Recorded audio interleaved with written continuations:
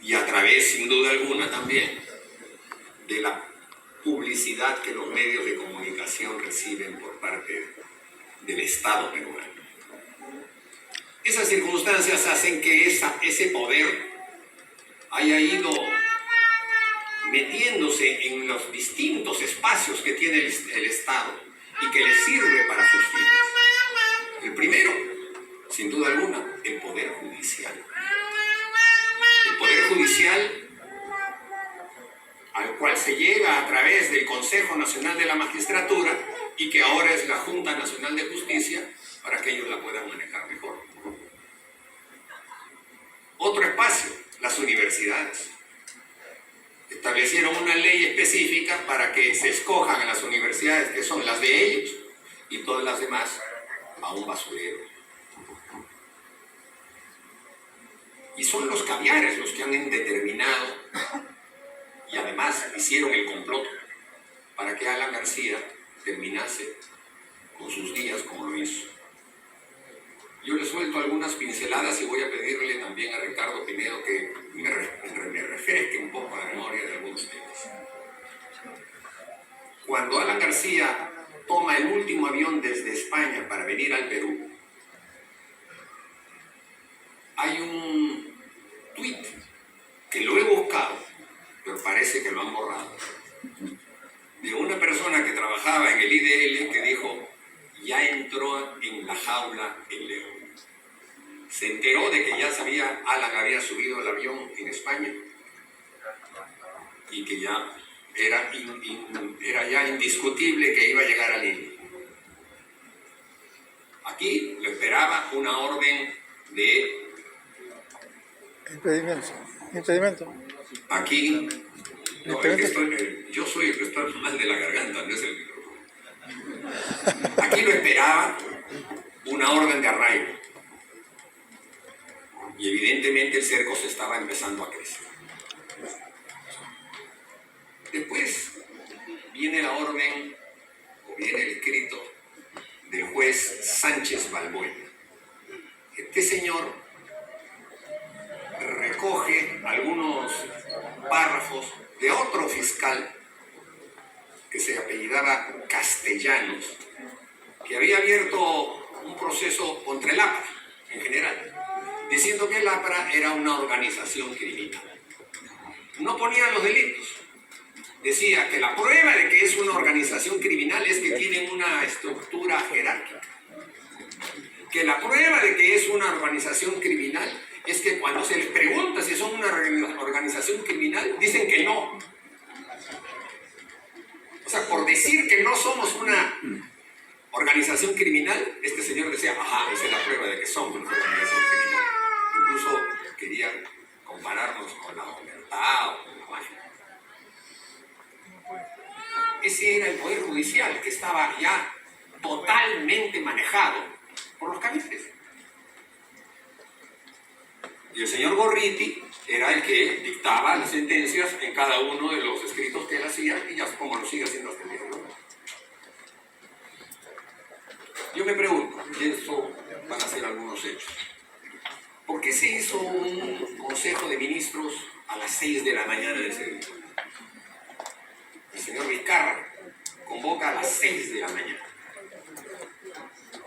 ¿Cómo es que la señora Rosa María Palacios, a las 5:54 de la mañana, pone un tuit diciendo: quería ver cómo se ve escrito Alan García detenido? ¿Quién le dijo? ¿Cómo supo? Obvio, ¿no? Los amigotes que ya sabían.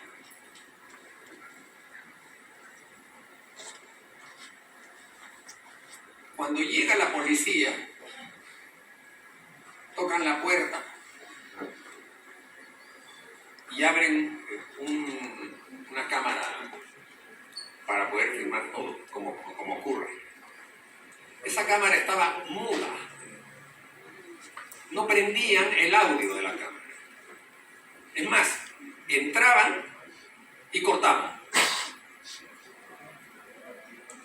Cuando después este tema llegó a la Comisión de Defensa que presidía justamente nuestro compañero Jorge del Castillo, tuvimos ahí a los héroes, entre comillas, encabezados por el señor Colchado, al que también otra vez lo he querido ver héroe en estos días, que en una forma absolutamente altanera decían que ellos cortaban el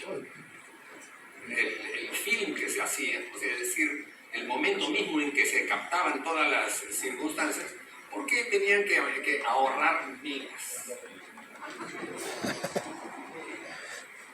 Y entonces, allí es donde justamente hay una contradicción que después surge.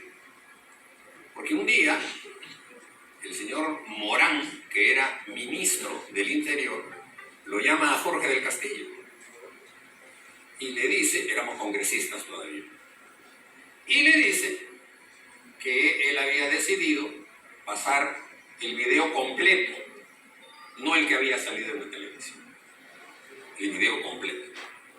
Lo llamamos a Ricardo, y Ricardo, Jorge y yo vimos el video completo. Javier Velázquez está invitado, pero llegó un poco tarde, al final no pudo verlo todo. ¿Pero qué vimos en ese momento? Vimos, en primer lugar, lo que ustedes han visto. Una imagen sin sonido, en donde se ve a Alan bajando la escalera, hablando. Imagínense, está hablando y no estaba prendido el audio. Hablando y después regresando a su recámara. Esa fue la última que han visto todos. Nosotros vimos otras. Las siguientes, todas mudas. La siguiente es como un policía parado en la puerta del dormitorio de Alan. Y en el momento en el que pasa otro policía delante de él a toda velocidad. Como no hay sonido, presumimos que es el pistoletazo que los hizo correr. Y se fue hacia el costado para que pudieran entrar, porque estaba cerrada la puerta con llave del dormitorio, para que pudieran entrar por el lado de la ventana donde había un balcón. La siguiente escena es abriéndose esa puerta y se ve oscuro, estaban las cortinas todavía corridas y se ve que la cámara poncha la cama y la persona que tiene la cámara hace una vuelta hacia el otro lado de la cama y allí lo vimos a Alan Yacier. ¿No es cierto? Estaba en el suelo y parte de su cuerpo estaba en el costado de la cámara. La cámara hizo varios close-up, como se dice, a su rostro, muy cerca, y de vuelta. Ahí sí, sin sonido. Avanzaba, se veía. Y pum. Siguiente escena. En la siguiente escena se toma desde el lado de la ventana hacia la puerta, con las cortinas ya corridas. O sea, se veía clarísimo todo.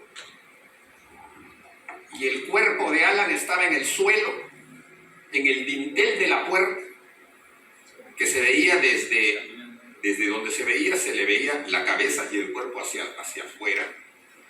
Y con los policías haciendo una movilización de frazadas. Y ahí se vuelve a cortar. Eso fue todo. Entonces ahí surgen algunas preguntas. Que justamente Ricardo fue uno de los que hizo la pregunta, porque cuando fuimos esa vez al Ministerio del Interior, que estaba todos los policías que habían estado ahí, incluso ese que era un sobradito que se paró, ¿no? en la comisión, era un bacán, ¿no? Que miraba con desprecio, nos miraba con desprecio. Le preguntamos, ¿por qué ustedes no levantaron el cadáver? Porque estaba vivo. ¿Cómo que estaba vivo? Un pistoletazo en la cabeza. Que se veía además, y perdón, había un detalle. Sobre la cama estaba el celular del que había hablado. estaba todavía prendida la pantalla. Entonces dijeron, no, que él tosía y por eso estaba vivo. Entonces la pregunta es, si estaba vivo, según ellos, ¿cómo es que los policías se ponen a hacer todo tipo de maniobras con frazadas para después cargarlo, bajarlo por la escalera, abrir su carro, no el carro de la policía, menos aún una ambulancia, porque si estaba vivo, ellos son autoridad, son policías, no llamaron a una ambulancia, no. Lo cargaron y lo metieron en la maletera de su propio carro para llevarlo al Ulloa, que estaba a 3 cuadras. Entonces, la pregunta es, ¿eso es un allanamiento? ¿Eso realmente vale como para decir, ahí ha habido una presencia de un fiscal, de un juez, etcétera? Ahí no ha habido nada. Ahí lo que ha habido, evidentemente, es cebarse contra la persona que estaba muerta. Y estoy convencido, compañeros, que ellos sabían que Alan iba a proceder como tal. Porque Alan no lo ocultaba, lo decía, mencionaba, solo que lo hacía medio de broma y entonces como que no le creíamos. Pero sí, cuando hubo el tema de la embajada del Uruguay, Ricardo me busca en mi casa a contarme que se había decidido por parte de Alan buscar una embajada y se estaba buscando una embajada y fuimos donde estaba Alan y Alan estaba con su pistola en la mano, ¿recuerdas? Porque pensaba que en cualquier momento saltaba a la casa. Cuando fuimos a la embajada y el embajador Carlos Barros, le abrió la puerta y le dijo, bienvenido al Uruguay, señor presidente. Alan optó por sacar su pistola y dársela. El embajador le dijo, manténgala usted, por favor. Pero ya en ese momento, Alan sintió, y todos vimos ahí, que Alan tenía el asilo. ¿Y por qué yo digo que ellos sabían que iba a ocurrir lo que ocurrió? Porque ese carro que pusieron delante de la puerta de la casa de Frei de Santander, no lo inventaron para ese día. Ese tema ya lo han tenido bastante. Y se puso ese carro delante de la embajada. Y escuchaban todo lo que se decía de la embajada. O sea, violando incluso la inmunidad que le corresponde a la embajada del Uruguay. Dicho sea de paso, hemos sido testigos de Ricardo, quien habla, y José Luis Pérez Sánchez Cerro, que el presidente habló con el presidente Tabaré Vázquez. Y el presidente Tabaré Vázquez le dio el asilo. Después de que se le buscó por teléfono, porque no estaban en Uruguay, no estaban en Montevideo, estaban en Burma, porque había un encuentro internacional de presidentes. Le dieron el asilo, pero una vez más el poder cambió. Cuando con Jorge y Javier Velázquez fuimos al Uruguay para justamente explicarle a la clase política uruguaya, lo que nos recibieron con mucho fervor fueron los colorados, ese partido hermano tradicional del coloradismo con el aprismo. Pero los demás tenían una actitud ya distante. ¿Qué había pasado? El poder cambiar. Habían afiches con la cara del señor Cateriano, en la que se hablaba de una nueva reedición del libro que había escrito con respecto al tema de los aviones Mirage del año 85. Y habían recorrido todas las redacciones de los medios de comunicación y de los grupos políticos que estaban en el Congreso de la República. Y eso fue lo que empujó a Tabaré Vázquez a a desdecirse y quitarle el asilo que se le dio. El día que Alan supo que le habían quitado lo que le habían ofrecido, ocurrió un pequeño problema de carácter, diríamos, doméstico, que guardando sus cosas para salir rápidamente, estaba ahí, yo estoy usurpando ahí un tema que él lo ha vivido, Ricardo Pineda, guardando su pistola, se sale un tiro que le perfora la mano y que todos vimos 2 días después cuando se hizo un acto en el aula magna y estaba con una venda que se le desamarró y entonces él le buscaba, ¿no lo recuerdas? Zoila, y él buscaba más o menos no mostrarle. Ese balazo lo escucharon afuera, sabían que Alan tenía una pistola y entonces claro, ahí se van juntando todos los espacios y todas las circunstancias. Entonces estas personas, que son expertas en eso, empezaron justamente a hacer el arrinconamiento. Eso fue lo que pasó. Eso fue lo que pasó.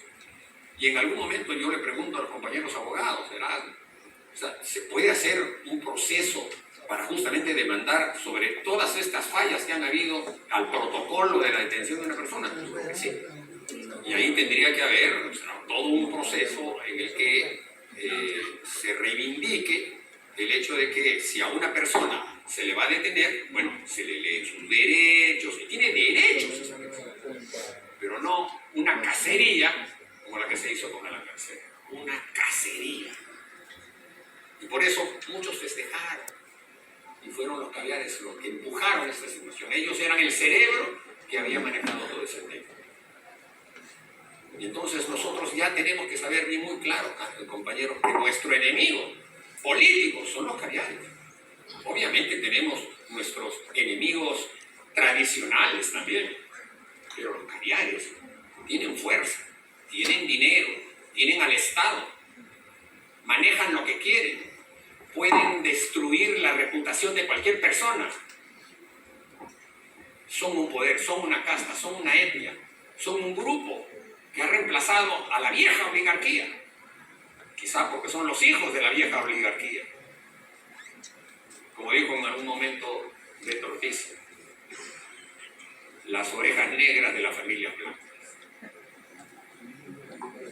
En fin, compañeros, yo creo que estas son tareas que nos corresponden. No podemos dejar que las cosas hayan estado como están.